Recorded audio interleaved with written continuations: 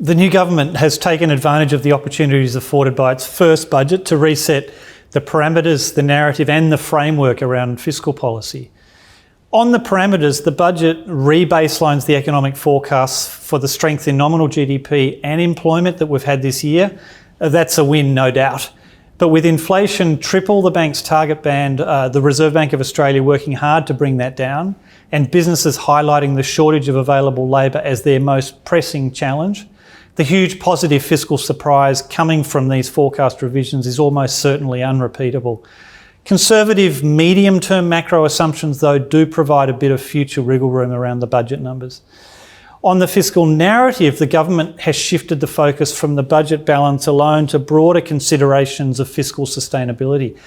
The poor structural position of the budget is now up in lights.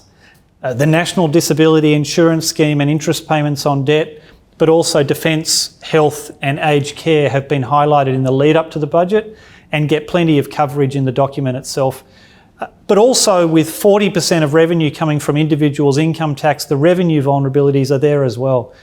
While not easy by any means, the expenditure side of the budget is probably less complicated territory for future budget measures.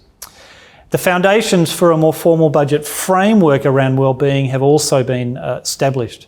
Fiscal policy has always really been about distributional issues as much as about getting the overall balance in the macroeconomy right.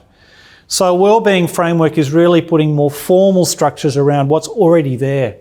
But with governments in general struggling to step away from the enhanced role in the economy they took through the pandemic, and issues such as climate and housing affordability very challenging for particular parts both of the economy and of society, it's hard to argue against having a more formal structure to assess the budget's contribution against these sort of broader wellbeing metrics.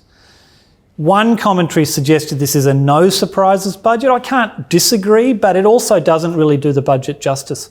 This budget resets quite a lot, and that will become more apparent over time.